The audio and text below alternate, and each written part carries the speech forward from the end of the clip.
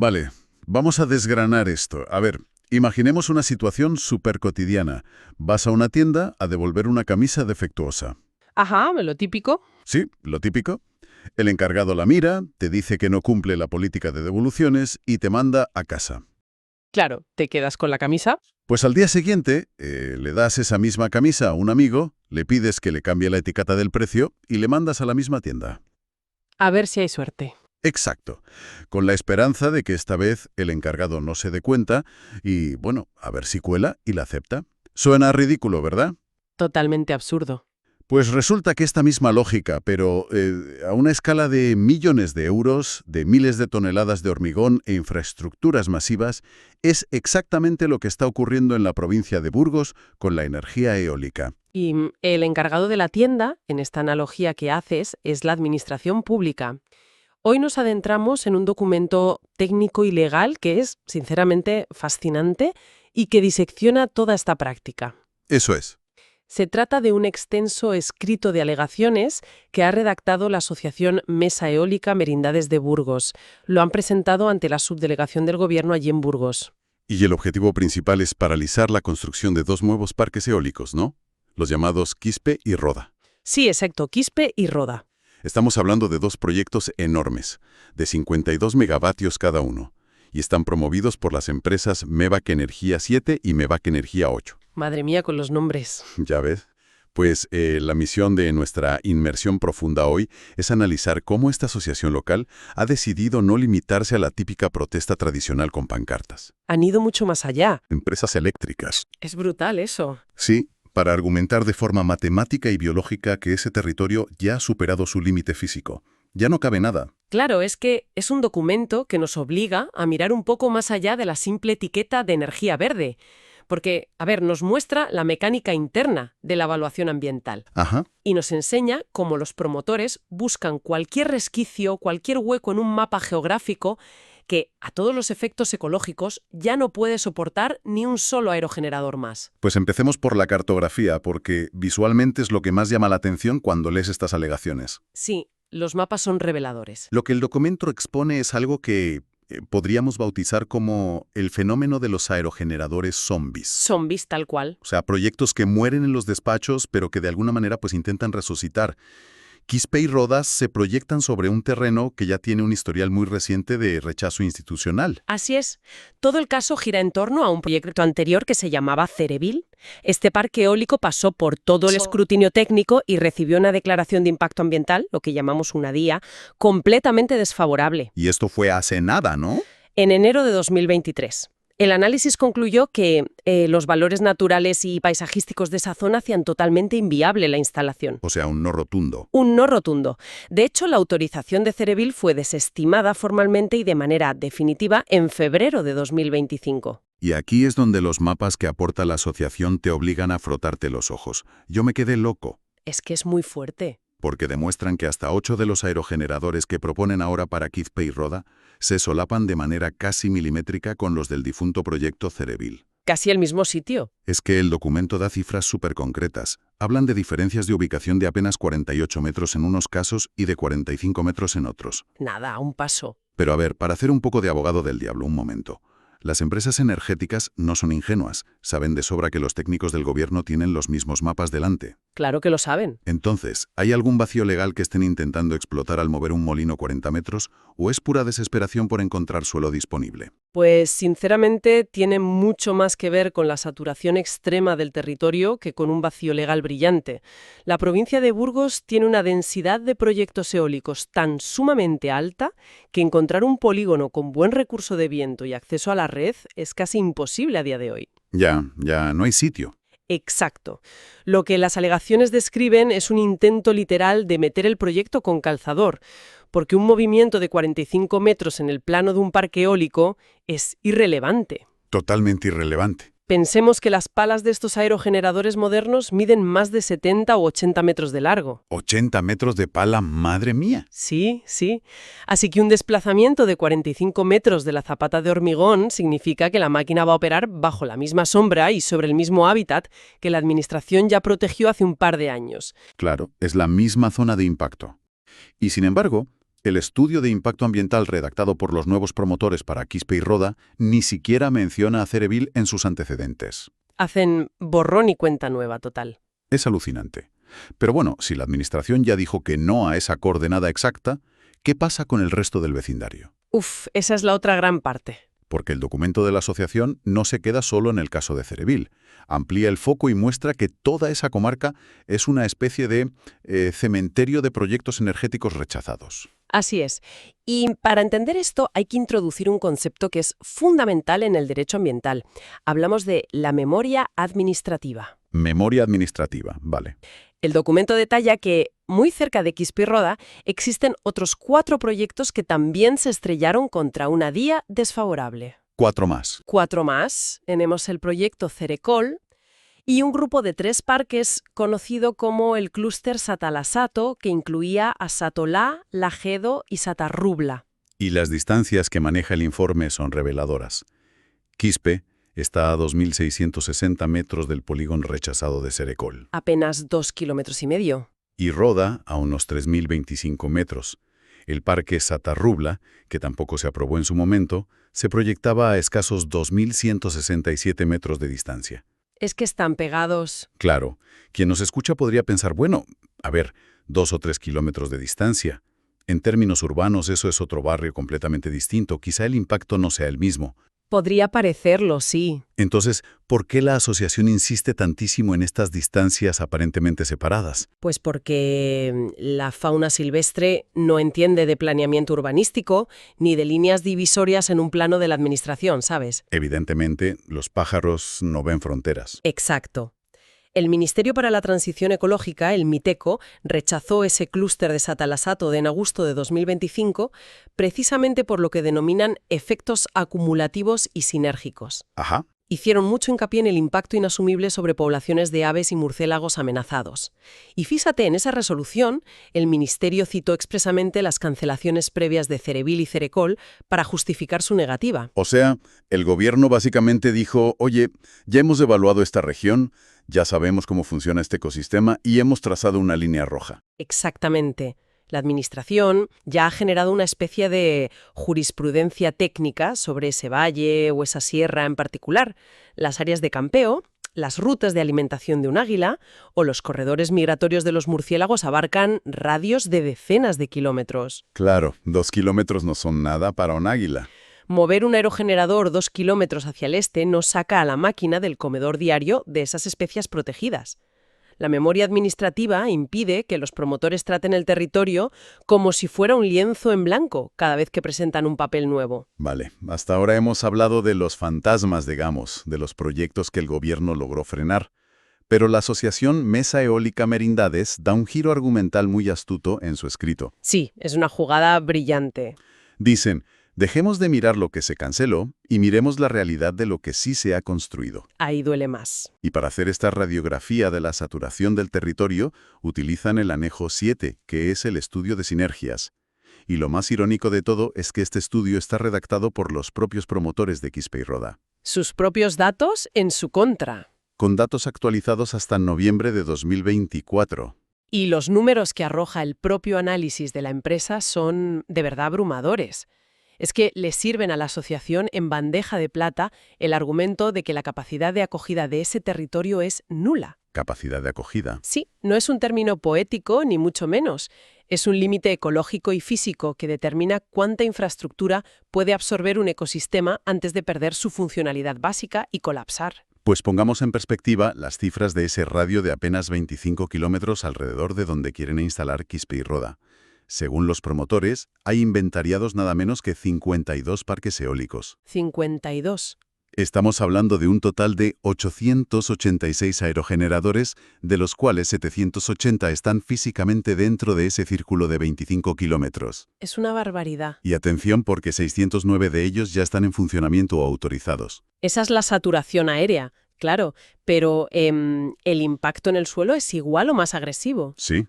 El documento señala que actualmente hay 709 kilómetros de tendidos eléctricos aéreos de alta tensión cruzando esa misma zona. 709 kilómetros de cables. Es el equivalente a cruzar media España en coche, pero concentrado en un radio local pequeñísimo. Totalmente. Y encima, a este panorama hay que sumarle 13 plantas solares fotovoltaicas que están en trámite o autorizadas en el mismo perímetro. O sea, ante este escenario, Quispe y Roda proponen añadir otros 18 kilómetros de líneas eléctricas de alta tensión. Lo que supone un incremento de casi el 2,6%. Claro, a primera vista, añadir un 2,5% a algo tan masivo parece insignificante, pero la asociación lo plantea como una gota en un vaso que ya está desbordado. Y tienen razón. Para entender por qué este nivel de infraestructura destruye un hábitat, hay que explicar cómo operan los efectos sinérgicos. Cuéntame. No es simplemente una cuestión de que el paisaje se vea feo por haber mucho acero, ¿sabes? Ya, no es algo estético. A nivel biológico, 780 aerogeneradores y 700 kilómetros de cables crean lo que se conoce como un efecto barrera. Los pasillos naturales por los que la fauna se mueve para cazar, reproducirse o migrar quedan físicamente bloqueados por un muro de rotores giratorios y líneas electrificadas. Claro, es como si organizas una fiesta en el salón de tu casa. Imagínate que abres la puerta y ya hay 780 personas dentro. No cabes. La música está atronadora y el suelo está cubierto por 700 metros de cables de extensión cruzándose por todas partes. De repente llega alguien a la puerta y te dice, oye, que traigo a 2 personas más y un par de cables extra, total, no se va a notar la diferencia. Te compro la analogía. Es que la respuesta no es ponerte a calcular el porcentaje de incremento. La respuesta inmediata es no. La estructura del suelo no lo soporta y aquí no se puede respirar. Es que la analogía es muy acertada porque introduce el factor del colapso del sistema. Además de la colisión directa, esta densidad de infraestructuras provoca la fragmentación del hábitat. Claro, fragmentan todo. Piensa que para mantener esos 700 kilómetros de líneas de alta tensión se requieren vías de servicio, deforestación de pasillos de seguridad, tránsito constante de vehículos de mantenimiento. O sea, ruido constante. Exacto. El ruido y la alteración del terreno terminan expulsando a las especies más sensibles. Esto convierte áreas enteras de bosque o matorral en zonas muertas a nivel ecológico, aunque los árboles sigan ahí plantados. Y precisamente sobre las víctimas de este efecto barrera trata la siguiente gran sección del documento. Pasamos de las frías estadísticas de la red eléctrica a las estadísticas de la biodiversidad local, que tienen tela. Uf, sí. Esa parte es dura. Escrito de alegaciones detalla la presencia de 6 especies de aves seriamente amenazadas, que utilizan este espacio. 6 especies, sí. 3 de ellas están en la categoría máxima de en peligro de extinción, o sea, el águila imperial ibérica, el sisón común y el milano real. Palabras mayores. Y otras 3 están catalogadas como vulnerables, que son el alimoche común, el águila pescadora y el aguilucho cenizo. El documento pone un énfasis extraordinario en la situación del milano real, fíjate. Los datos demuestran que esta especie no está simplemente de paso por la zona. ¿Viven ahí? Es una zona de reproducción con varios dormideros estables confirmados, acumulando la friolera de 1.325 observaciones registradas en un solo ciclo anual. 1.300. Y aquí es donde los datos de vuelo se vuelven alarmantes. El informe de los promotores revela que el 30,2% de los vuelos del milano real se producen exactamente a lo que denominan altura de riesgo de colisión. La llamada altura B. Eso es. Y lo que es peor, detallan que 93 de estos ejemplares, que suponen más del 42% de las aves evaluadas en categoría de riesgo, realizan sus vuelos en un estado de riesgo intenso. Riesgo intenso. Sí, esto significa que vuelan a menos de 200 metros del aerogenerador, justo en la franja de altura donde las palas barren el aire. Y también mencionan al buitre leonado, con 69 ejemplares observados en esa misma zona crítica. Cuando analizamos el concepto de riesgo intenso, tenemos que entender un poco la aerodinámica de los aerogeneradores modernos. Claro. Porque es un factor agravante que la asociación denuncia con muchísima vehemencia. Y ese es un punto crucial de todo el análisis, la verdad. La asociación subraya que las máquinas que pretenden instalar Quispe y Roda no son los típicos molinos que veíamos hace 20 años. Que va para nada. Son auténticos colosos industriales. Tienen un área de barrido un 60% superior a la media de los modelos que ya están instalados en la comarca. Un 60% más grandes. Así que, aunque estos dos proyectos solo vayan a poner en pie un número relativamente bajo de molinos frente a los casi 800 que ya hay, su gigantesco tamaño incrementa la superficie total de riesgo en el aire en más de un 12%. Es que un aumento del 12% en la red de peligro letal es inmenso.